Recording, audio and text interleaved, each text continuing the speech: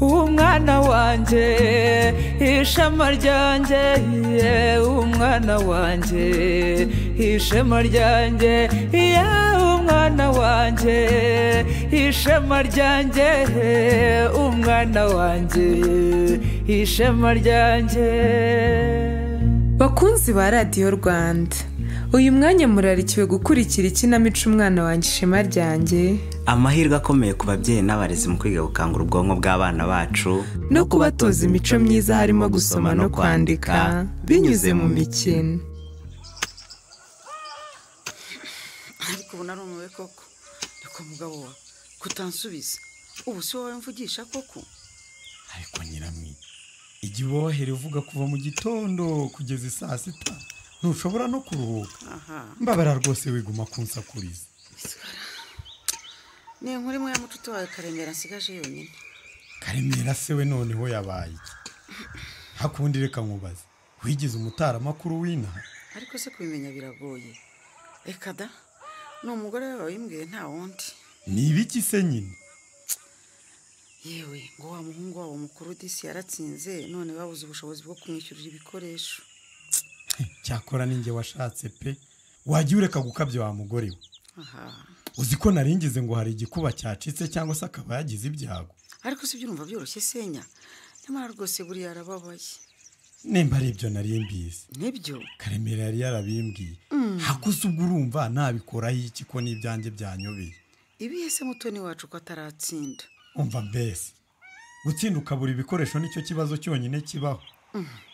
niba nawe umwana we nta bumuga afite, ubona iyaba umwana wanjye ishimwe atari ikirimo arima ngo wumve ko ibyo mpangayikishwa nabyo.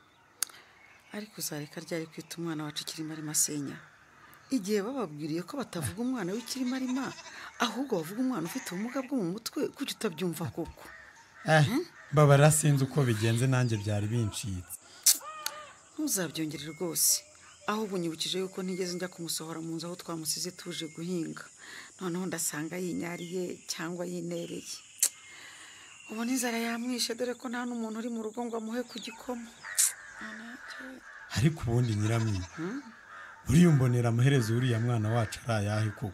ko njyewe bimaze no kundambira. ngaho nawe reba, umwana ugeje imyaka 10 akaba atanikura no kuyaneye. amaherezo ye azwi n'Imana, kuko njye nta kindi mfite nagusubiza rwose. ahubwo se senya, ndakumva ko n'ubundi umubyizi wabonetse wareze tugahingura nkajya kureba uwo mwana. nta kibazo, ngaho bugiye nanjye reka nze nyarukirano hepfo nshaka utwatsi ntuzamukane. zana iyo suka nyihanagura imbona uko nyigutwaza. nta kibazo, akira hera kuri yicapo. zana nanjye reka nikoze hano hepfo nzamukana ubwatsi bw'inka. yego ushyira muto senya. bigenze bite? uriya si Daforo za nshuti y'umuryango wo mu mudugudu wacu ra? uriya si we se? niwe. reka mpamagare. Daforo, karamenyera mwe amakuru y'iminsi myinshi ko ntaguherutse. Nimeza. Ese burya senyera muri kumwe? nawe turi kumwe ari hano. Reka nze muramutse rwose, dore sinarimba herutse. no, kuri twese twari tukumburanye. ntabwo narimba herutse. uraho senya, ni amahoro? muraho neza. uraho neza Daforo. komera komera. ko wabyibushyira aha nahise. yewe ntahandi naringiye, ariko buriya ngeze mu rugo rwanyu ndababura kandi nabashakaga rwose. nibyo ubu rero narinyuze muri uyu murimo wanjye kugira ngo manukane imigozi njye gutera hepfo mu kabande. yego, none ngize n'amahirwe ndababonye. ariko muri gukora koko?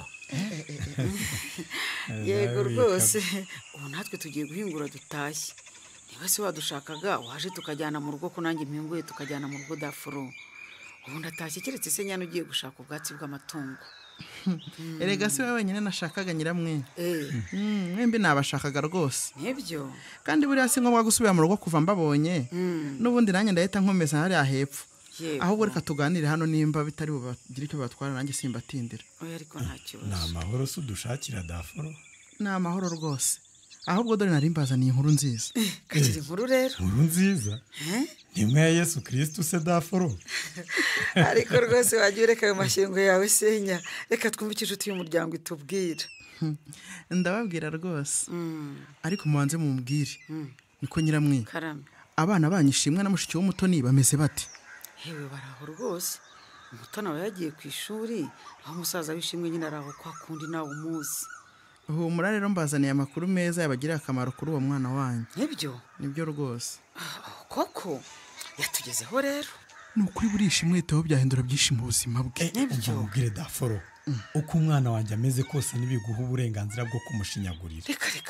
Torere. Niba wabuze ibyo uvuga dore ko wigize nka za njajwa zo muri uyu mudugudu, wiyame ku mwana wanjye. Oya sigaho ucuruka senya, witukana rwose. Sononoka ibiki? Uzi ko yari inshuti y'umuryango w'umudugudu wacu ubwira utyo. Inshuti y'umuryango se nibyo bituma avuga amahomvwa nk'ayo ngayo. Fata ayo masuka dutahe nuko arakoze nimba ari ibyo byamugeza. Oya senya, oya rwose. Kuko nicyo kikurakaje gutyo nshuti yanjye. Ako narakara. Nihe narakara n'ukuri. Ubu kuko urabona ndi umuntu mubi ku buryo nabangenzwa no kubashinyagurira. Oya rwose. Ndakwinginze ni mu minota mike cyane mbasobanurire. Izi masuri kuvuga niki? Ariko ibyo mbabwira ni kubw'inyungu zuriya mwana wanyu ufite ubumuga. Nukuri nibyo. Ihangane mutware mwiza, ihangane rwose Ako nihangane ibiki? Nukuri dore nge burya mbona Daforoza akunda umwana wacu ku buryo rwose atamushinyagurira. Gaho nundebera ako wagiye ure kubujiji wa mugore. Ntabwo ubujiji senya. Nimwihangane mwe kupfa rwose nimwihangane mbabwire. Nukuri nta kibi kingenza nimwihangane. Nukuri pe. Nkuko rero mwahoze mumbwira ngo narabuze nibyo, nari maze iminsi mu mahugurwa. Baduguraga ku buryo bwo gufasha abana bafite ubumuga bakeneye ubufasha bwihariye. Nkuriya mwana wanyu ufite ubumuga bwo mu mutwe. Nibyo. None se Daforo, ndakumva. Wasanze ayo mahugurwa hari icyo yamarira umwana wacu ishimwe? Cyane rwose nayo mpamvu nanje kubibasangiza. Widushushanya Daforo. Nawe urabizi ko umwana wacu nta kintu ashoboye. Ariko senyana ntukavuge gutyo. Twahuguye ku buryo bwihariye bwo gufasha abana bafite ibibazo by'ubumuga butandukanye. Abafite ubumuga bwo kutabona, abafite ubumuga bwo kutumva, abafite ubumuga bwo kutavuga, abafite ubumuga bw'ingingo, abafite ubumuga bwo mu mutwe, abafite ubumuga bw'uruhu, yewe n'abafite ubumuga bukomatanyije. Nibyo. Ugize uti babahuguriye uburyo mwafasha n'abana bafite ubumuga bwo mu mutwe. Cyane rwose. Numvise neza Daforo. Yego rwose. Erega kubishimwe afite imitekerereze iri hasi. Amaguru n'amaboko bye nabyo bikaba bidakora neza bitarimo imbaraga zihagije. Ndetse n'ijwi rye rikaba ritabasha gusohoka neza. Nibisobanuye ko ishimwe nta kintu na kimwe ashoboye. Nguwo nyine ishimwe wanjye nawe nuko nyine ameze pe. Uti nawe hari icyo ashoboye. Cyane rwose. Ishimwe arashoboye. Icyo usabwa we nk'umubyeyi ni ukumwitaho.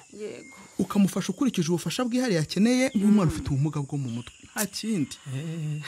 Twibwirira uko twakwifashiriza umwana wacu wakabyara we. Ndababwira rwose nicyo cyanzanye. Reka mbabwire ubufasha bwihariye mwamuha akaba yakongererwa ubushobozi ndetse akaba yagira icyo yimara ndetse akakimarira n'abandi. Tubwire rwose tuguteze amatwi. Ikintu cya mbere musabwa ni ukumuha hafi mukamwereka urukundo.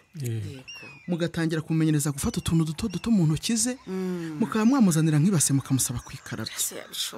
Yabishobora rwose.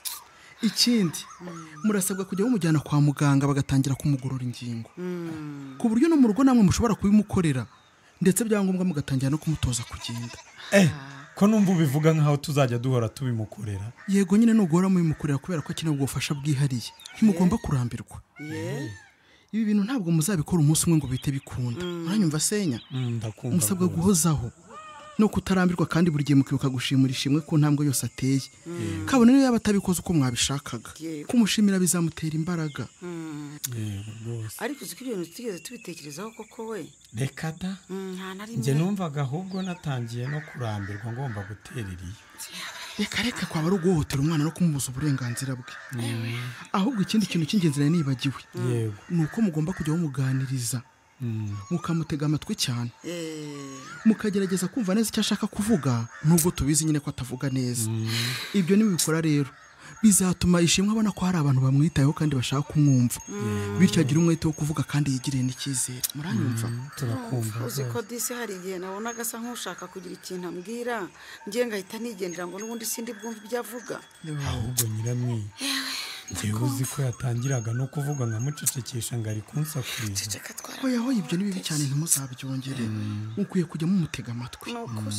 Kandi izi nama mbagiriye nimuzikurikiza. Mu minsi mike ishimwe azabasha kwikorera ibintu by'ibanze. Yewe azabasha no kugenda mu ntege nkeze ku buryo ashobora no kujya ku ishuri. Yewe Daforo niyo nibura abasha kwivana mu nzu akijyana hanze akanijyana mu bwiherero yewe akabasha no kwigaburira. Twatanga ituro ry'ishimwe. Daforo urakoze cyane. Urakoze pe. ahubwo senya reka dutahe duhite dushyira mu bikorwa amasomo duhaye rwose dutangira hakiri kare kandi ndagushimiye cyane Dafuro Imana iguha umugisha rwose. Murakoze. Mugende mu bikore rwose kandi ndabizi bizagenda neza. Reka rero nanjye mbareke njya gutera iyi migozi vuba nzabasura kugira ngo mumbwire ukuntu bimeze. Uretse kugenda Dafuro ndagusaba imbabazi kuba nagututse nkakubwira nabi. Erega buriya nanjye singewe. Kwera kubona mu gitondo mbyuka nera uyu mwana musohora abandi bana bagiye ku ishuri. Ibyo bintu bintera agahinda kandi nawe urabizi ko atari uko nsanzwe. Ndakumva cyane senya kandi ndabizi rwose ubusanzwe ntugira amahane ariko ho muri nawe mbagiriye nimuzikurikiza ndabizi ishimwe azagira hazaza heza rwose kandi namwe muzishima. Urakoze cyane Dafuro kandi turagushimira inama zawe n'uburyo duhora hafi ku bwa ishimwe. Hoya nta kibazo rwose. Erega nanjye ndi umubyeyi kandi n'inshingano zanjye kuba hafi nk'inshuti y'umuryango. Reka ngende rero uranzagaruka kubasura mu mbwira intambwe ishimwe amaze gutera. Yego urakoze cyane Dafuro. Urakoze. Iyi kinamico mwayigezwagaho na Imbuto Foundation muri gahunda y'umushinga uburezi wacu ushyirwa mu bikorwa ku bufatanye na World Vision na Humanity and Inclusion ku nkunga ya USAID.